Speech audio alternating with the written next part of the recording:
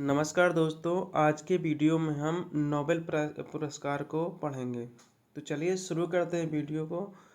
इससे पहले अगर आप चैनल पर नए हैं तो चैनल को सब्सक्राइब कर लीजिए, वीडियो को बेल आइकन ऑन कर लीजिए, क्योंकि यहाँ पर बिहार एसएससी और बहुत सारे कम्पिटिटिव एग्जाम्स की तैयारी फ्री ऑफ कॉस्ट में सबसे बढ़िया कंटेंट के साथ मिलने वाली है। तो चलिए शुरू करते हैं। सबसे पहले बात करते हैं नोबेल पुरस्कार की। तो नोबेल पुरस्कार यह पुरस्कार स्वीडन के वैज्ञानिक अल्फ्रेड नोबेल की स्मृति में दिया जाता है। किसके स्मृति में दिया जाता है? तो अल्फ्रेड नोबेल की स्मृति में दिया जाता है। अगला आपका, इस पुरस्कार की शुरुआत 1901 ईस्वी में हुआ। कब हुआ था? 1901 ईस्वी में। और किसने शुरू किया था? इसको स्वीडन देश ने शुरू किया था। किसने शुरू किया? स्वीडन देश ने 1901 में शुरू किया था। किसकी स्मृति पे?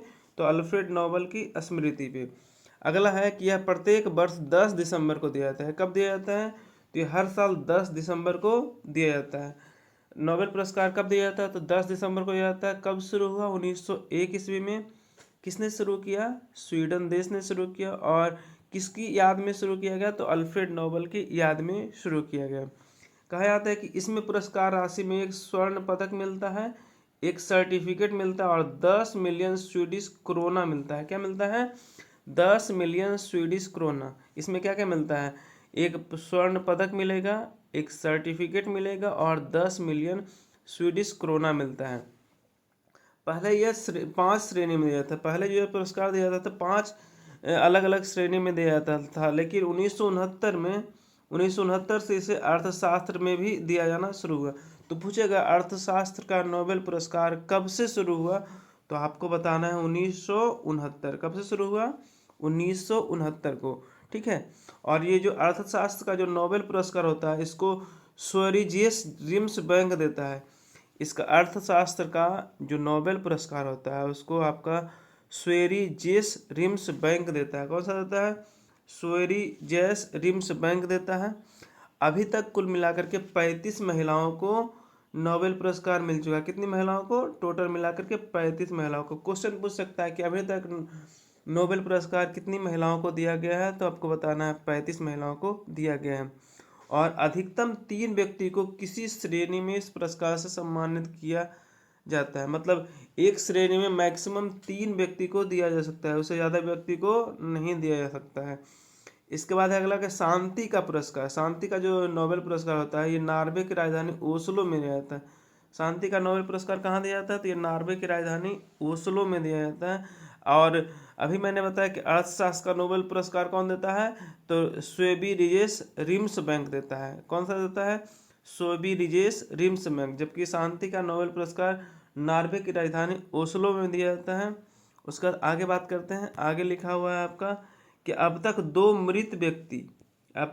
मृत व्यक्ति को पुरस्कार मिल चुका है। उसमें से एक का नाम है एरी एक्सेल 1931 में, और एक का नाम है डैग हैमर सोल्ड 1961 में। 2 आदमी जो मृत व्यक्ति थे उनको पुरस्कार मिल चुका है, नोबेल पुरस्कार मिल चुका है। पहला एरी एक्सेल और दूसरा हैमर सोल्ड।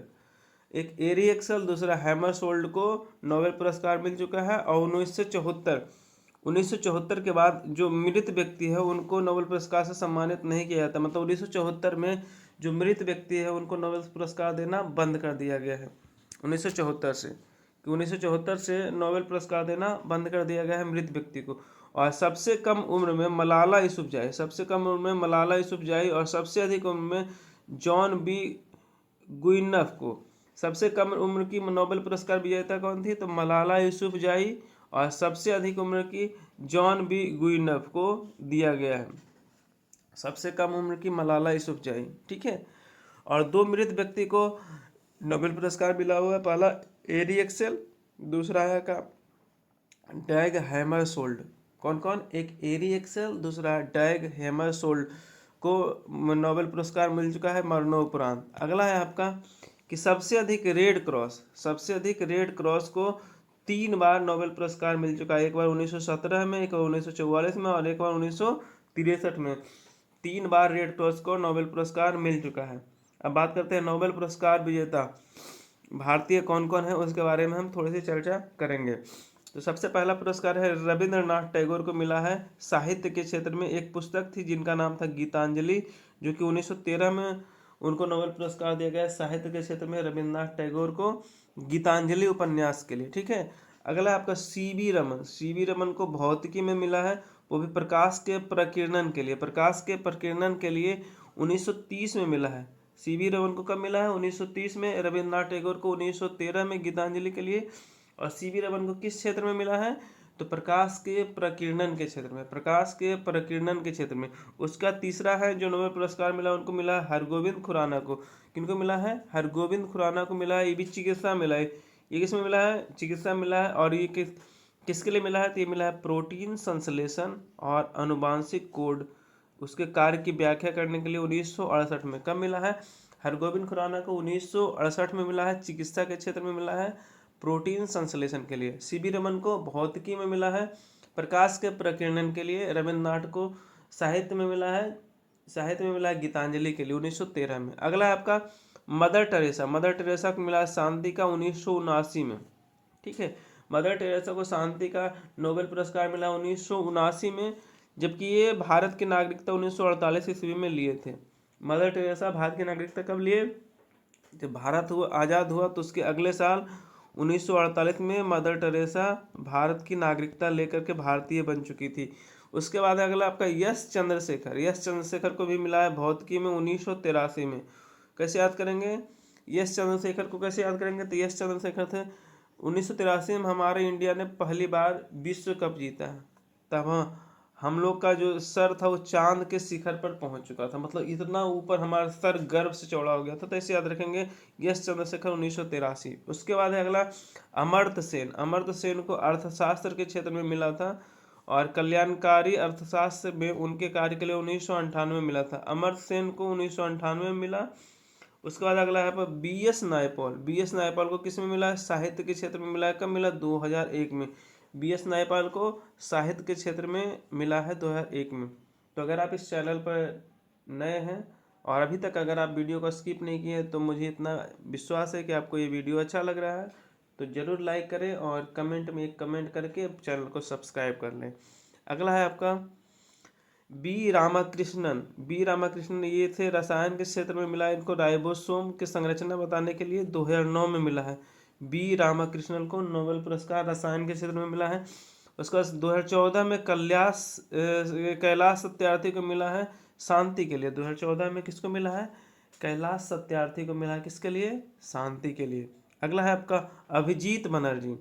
अभिजीत बनर्जी को अर्थशास्त्र में वैश्विक गरीबी को दूर करने के लिए उनके प्रयोग कार्य के लिए 2019 में मिला है। सबसे लास्ट में किनको मिला है? तो अभिजीत बनर्जी को 2019 में मिला है। किसके क्षेत्र में? तो अर्थशास्त्र के क्षेत्र में। किसके क्षेत्र में? अर्थशास्त्र के क्षेत्र में अभिजीत बनर्जी को मिला है 2019 में। आगे चलिए देखते हैं।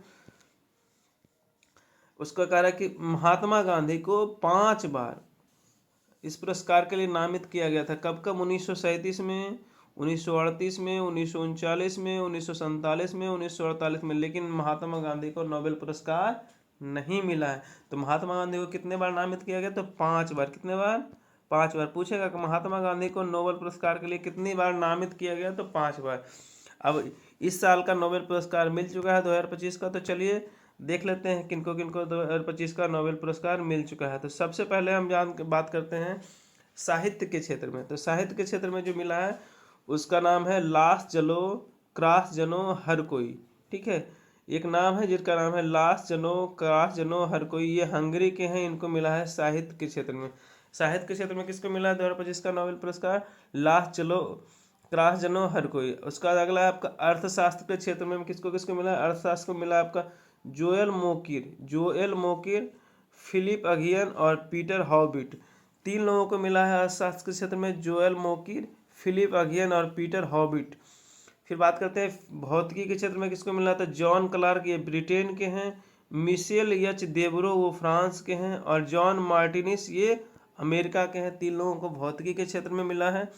रसायन के क्षेत्र की बात करते हैं तो रसायन में आपको मिला है सुगुम किंतागावा जापान के, रिचर्ड रॉबसन आपके ऑस्ट्रेलिया के और ओमर यम यागी अमेरिका के। 3 लोगों को रसायन के क्षेत्र में मिला है। 3 लोगों को भौतिकी के क्षेत्र में मिला है 3 लोगों को, अर्थशास्त्र के क्षेत्र में मिला है।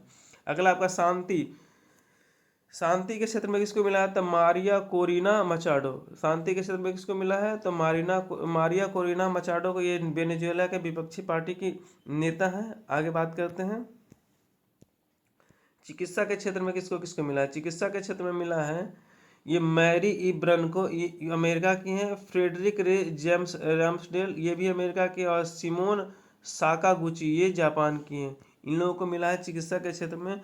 अब 2024 के भी नोबेल पुरस्कार को देख लेते हैं। हो सकता है एग्जाम में 2024 का भी नोबेल पुरस्कार आ जाए, तो आपको देख लेना जरूरी है। और आज का यहीं तक नोबेल पुरस्कार रहेगा। 2024 का जो हम नोबेल पुरस्कार पढ़ेंगे वहीं तक का रहेगा।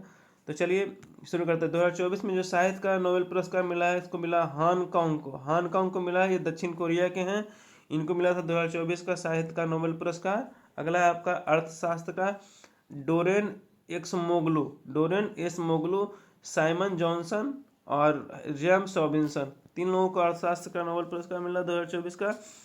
डोरेन एस मोगलू, साइमन जॉनसन और जेम्स रॉबिन्सन। भौतिकी के क्षेत्र में 2024 का मिला था जॉन जे हॉपफील्ड, जेफरी हिंटन। ये 2 लोगों को भौतिकी का नोबेल पुरस्कार मिला। रसायन के क्षेत्र में मिला डेविड बेकर को, जो अमेरिका के हैं। हेमिस हसाबिस को, ये भी अमेरिका के। जॉन एम जम्पर, ये भी अमेरिका के हैं। ये रसायन के क्षेत्र में मिला। अगला आपका शांति के क्षेत्र में मिला है जापानी परमाणु विरोधी समूह, जिसका नाम है निहोन हिंदाक्यो को शांति का नोबेल पुरस्कार मिला था 2024 का। अगला आपका चिकित्सा के क्षेत्र में किसको मिला है? तो चिकित्सा के क्षेत्र में आपको मिला है गैरी रुबकन और विक्टर एम्ब्रोस। गैरी रुकबन और विंटर एम्ब्रोस को मिला है ये चिकित्सा के क्षेत्र में। तो ये थी हमारी आज की क्लास। हमें ऐसा अनुमान है कि आपको ये वीडियो पसंद आई। अगर वीडियो पसंद आया तो चैनल को सब्सक्राइब करके अपने दोस्तों के साथ शेयर कर देंगे और कमेंट में बताएंगे कि आप किस जगह से इस वीडियो को देख रहे हैं। मिलते हैं आपसे अगले वीडियो में, तब तक के लिए धन्यवाद।